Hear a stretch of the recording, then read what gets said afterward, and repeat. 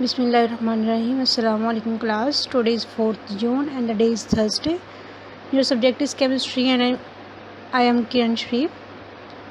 And this is lecture number 4 from chapter number 9, Chemical Equilibrium. Yes, today's topic is law of mass action. Very important long question. बेटा बहुत बार board में आया हुआ है, ठीक है. बहुत अच्छे से ध्यान से अपने ये लर्न करना है और रिटन प्रैक्टिस करनी है. जितनी बार हो सके उतनी बार रिटन प्रैक्टिस करनी है. आप एक बार रिटन प्रैक्टिस करेंगे, मिस्टेक्स निकलेंगे, इनको आपने हाईलाइट करना है, नेक्स्ट दोबारा याद करना है, फिर अपने राइट करना है इसको, ठीक है. Yes, the law of mass action किसने प्रेजेंट किया था? गुलबर्ग एंड वेग, ये दो साइंटिस्ट थे. 1869 में उन्होंने ये लॉ पेश किया था. लॉ है कि इसकी डेफिनेशन है, इसकी एक शॉर्ट क्वेश्चन भी आ सकता है कि define law of mass action. तब अपनी ये डेफिनेशन राइट करनी है, नीचे वाली 2 लाइंस भी अपने राइट कर देंगे, ठीक है. एक शॉर्ट क्वेश्चन है define law of mass action, लेकिन ये एक लॉन्ग क्वेश्चन भी है. The rate at which substance react, rate mean speed, ठीक है, जिस पे कोई सब्सटेंस के कारण रिएक्ट कर रहा है, इज़ डायरेक्टली प्रोपोर्शनल. वो क्या है? Directly proportional to its active mass. मैं एक्टिव मास भी बताती हूँ क्या है. And its rate of reaction, पहले देखें ऊपर है रेट ऑफ अ सब्सटेंस, एक सब्सटेंस का रेट, वो डायरेक्टली प्रोपोर्शनल किसके? एक्टिव मास के. नेक्स्ट बात क्या कर रहा है वो? रेट ऑफ रिएक्शन, मतलब पूरे रिएक्शन का जो रेट है ना, वो डायरेक्टली प्रोपोर्शनल है किसके? Product of active masses, active masses के प्रोडक्ट के, ठीक है. आफ्टर रिएक्टिंग सब्सटेंसेस, जितने भी रिएक्टिंग सब्सटेंस होंगे. क्लियर हुआ? जो रेट होता है एक सब्सटेंस का, किसके इक्वल है? डायरेक्टली प्रोपोर्शनल है एक्टिव मास के. अब एक्टिव मास क्या होता है? एक्टिव मास बेटा इसकी मोलर कंसंट्रेशन आप कह सकते हैं, ठीक है. इसकी मैं आपको एक रियल लाइफ एग्जांपल भी दे सकती हूँ. जैसे आपने देखा होगा कि एक सिगरेट जब हम लोग जलाते हैं, ठीक है, उसमें क्या होता है? रिएक्शन होता है. अब रिएक्शन हो रहा है, लेकिन क्या एट अ टाइम पूरे सिगरेट में रिएक्शन हो रहा है? नहीं, उसका एक एंड जो है ना वो जल रहा होता है. जितना एंड उसका जल रहा होता है वो उस टाइम उस सिगरेट का रेट है, ठीक है. और ये आप कह सकते हो उसका वो एक्टिव मास है. क्लियर हुआ? ठीक है. इसी तरह से जो रेट ऑफ रिएक्शन है वो किसके इक्वल है? प्रोडक्ट के, एक्टिव मासेस के, ठीक है. जैसे हम 2 के टेबल की बात करते हैं तो उसके प्रोडक्ट कौन कौन से हैं? 2, 4, 6, 8, 10, ठीक है. ये इसके क्या है? प्रोडक्ट है. उन सब के एक्टिव मासेस के जो ना वो इक्वल होगा तो उसको हम कहेंगे ये रेट ऑफ रिएक्शन. अब generally an active mass is consider as molar concentration. इसको मोलर कंसंट्रेशन जो है कंसिडर करते हैं, जिसका यूनिट क्या है? मोल पर डीएम क्यूब. और इसको हम एक्सप्रेस किससे करते हैं? स्क्वायर ब्रैकेट से. एक्टिव मास को हम किससे रिप्रेजेंट करते हैं? स्क्वायर ब्रैकेट से. लॉ ऑफ मास एक्शन को एग्जांपल से हम लोग जो है ना वो नेक्स्ट एक्सप्लेन करते हैं. ये पूरा एक ही टॉपिक है, इसलिए जो ना इसकी कोई मज़ीद हेडिंग नहीं है.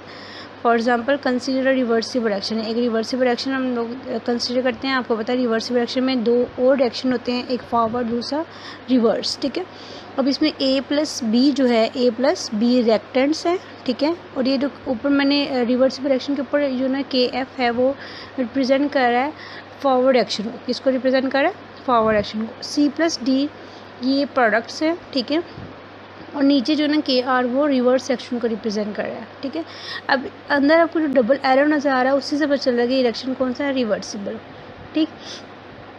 Suppose molar concentration of A. अब ये जो ब्रैकेट है ना उसको मैं बोल रही हूँ molar concentration of A, molar concentration of B, molar concentration of C and molar concentration of D are the molar concentrations, ठीक है. मतलब ये जो A, B, C किसकी मोलर कंसंट्रेशन है? ये A, B, C and D की, ठीक है. आपने ये नहीं कहना bracket A, bracket B, bracket C, bracket D, नहीं. Molar concentration of A, molar concentration of B. पीछे पढ़ा ना आप लोगों ने कि हम लोग जो है ना वो इसको किससे रिप्रेजेंट करते हैं? ब्रैकेट से. मोलर कंसंट्रेशन किससे रिप्रेजेंट करते हैं? ब्रैकेट से. इसका यूनिट क्या होता है? मोल पर डीएम क्यूब. ये भूलना नहीं है, MCQ भी आते हैं. नीचे है according to law of mass action. Mass action के अकॉर्डिंग अब ये जो रिएक्शन है ना इसी को हम लेके नीचे इसकी डेरिवेशन करेंगे, ठीक है. तो रेट ऑफ फॉरवर्ड एक्शन. अब फॉरवर्ड एक्शन में को बताया KF जो है ना किसको रिप्रेजेंट कर? फॉरवर्ड को. इसका मतलब है कि पीछे A, B जो है ना वो इसके डायरेक्टली प्रोपोर्शनल होगा. रेट ऑफ फॉरवर्ड एक्शन, ये जो साइन है ना आपको डायरेक्टली प्रोपोर्शन का साइन नज़र आ रहा है. डायरेक्टली प्रोपोर्शनल मोलर कंसंट्रेशन है A and molar concentration of B. आप लोग जो मिस्टेक करोगे ना यहाँ पे वो ये करोगे कि ऊपर रिएक्शन को देखते हुए आपको लगेगा कि यहाँ पे A और B के सेंटर में प्लस आना है, लेकिन ऐसा नहीं है.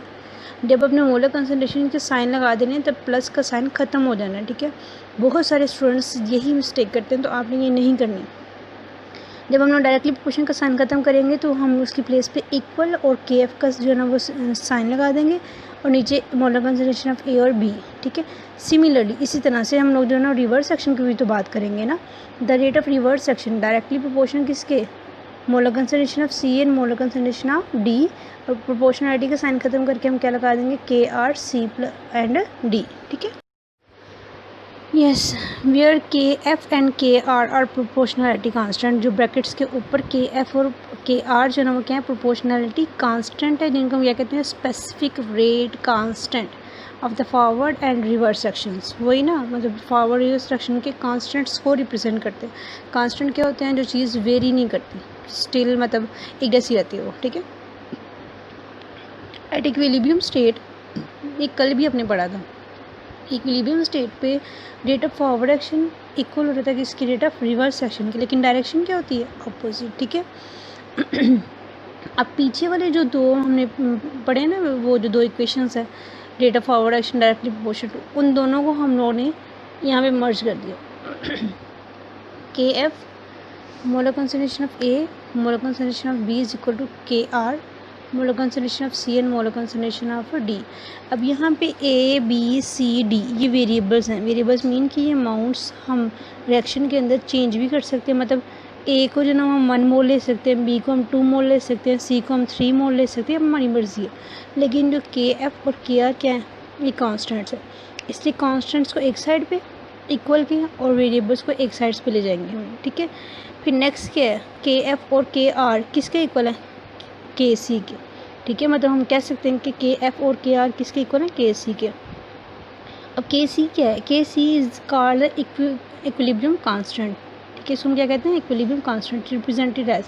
अगर जो ना के सी इसके इक्वल है तो हम ये जो सेकेंड वन जो रिएक्शन है या जो भी आपको फॉर्मूला नज़र आ रहा है, इसमें हम उसको इक्वल कर सकते हैं ना, मतलब के एफ और के आर की जगह पे के सी लगा सकते हैं, ठीक है। लॉ ऑफ मैस सेक्शन जो है ना वो डिस्क्राइब करता है रिलेशनशिप बिटवीन एक्टिव मैसेज के किस के, प्रोडक्ट और रिएक्टेंट्स और इक्विलिब्रियम कांस्टेंट के। देखिए यहाँ पे एंड वाला जो फॉर्मूला है ना आपको नज़र आ रहा है, इसमें देखो बेटा के सी इक्विलिब्रियम कांस्टेंट है, ठीक है। और सी और डी क्या है, प्रोडक्ट है किसका, एक्टिव मैस, ठीक है, एक्टिव मैस, ठीक है। और ए और बी क्या है, रिएक्टेंट्स का एक्टिव मैस है, ठीक है। आई समझ। तो लॉ ऑफ मैस सेक्शन इनको रिप्रेजेंट करता है। नेक्स्ट बेटा derivation of expression for the equilibrium constant for the general reaction, ये भी लॉ ऑफ मैस सेक्शन का ही पार्ट है।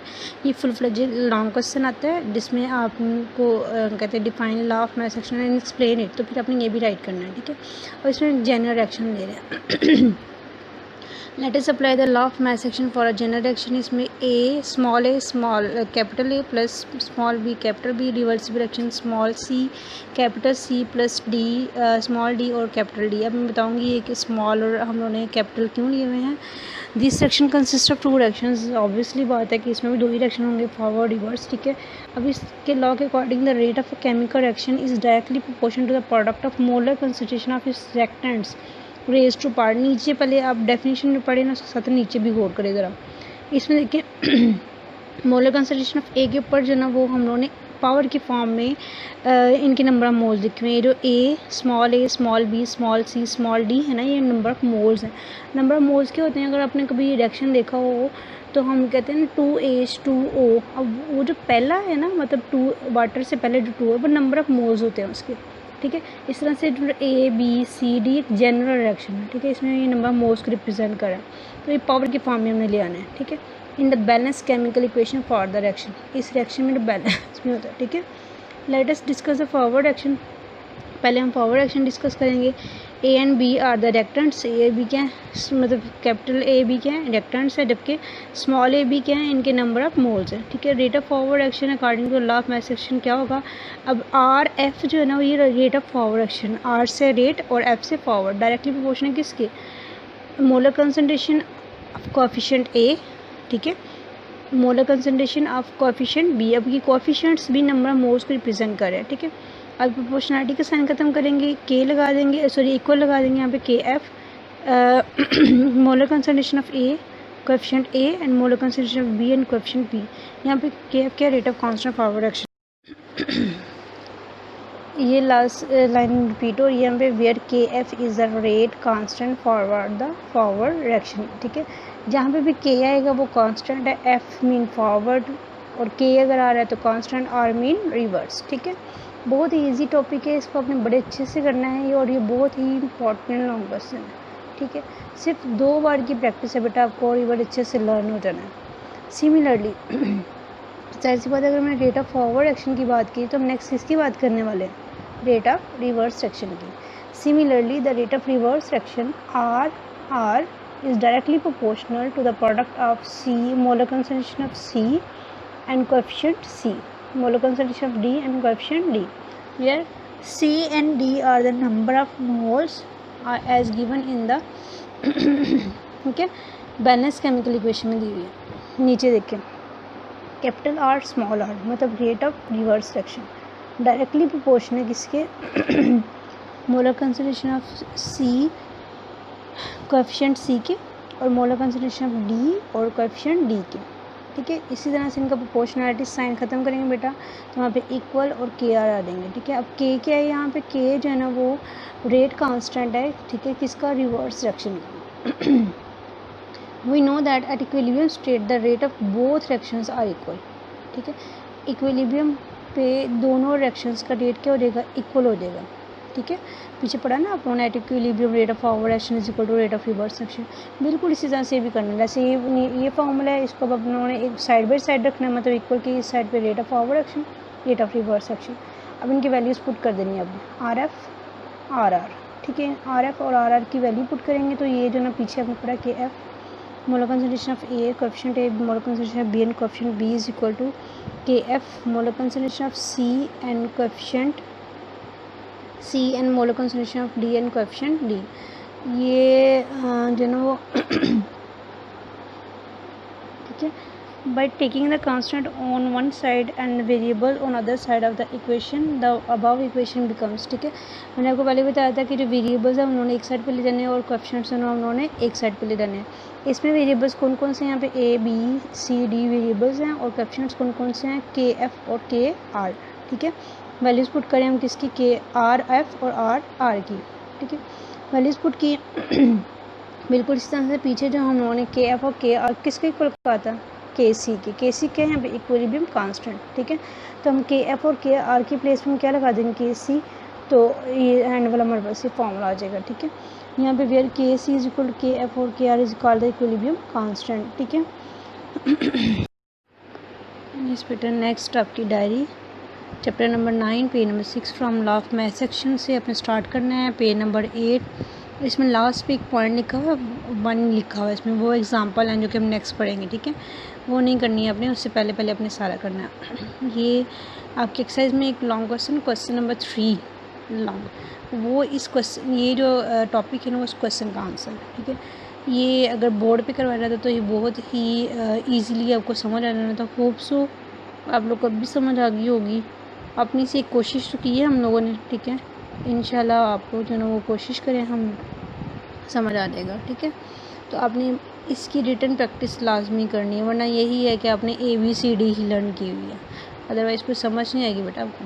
ठीक है, इसको अपने याद करना है और बार बार बोल रही हूँ कि रजिस्टर पे लाजमी इसको राइट करना है, कम अज़ कम 2 बार।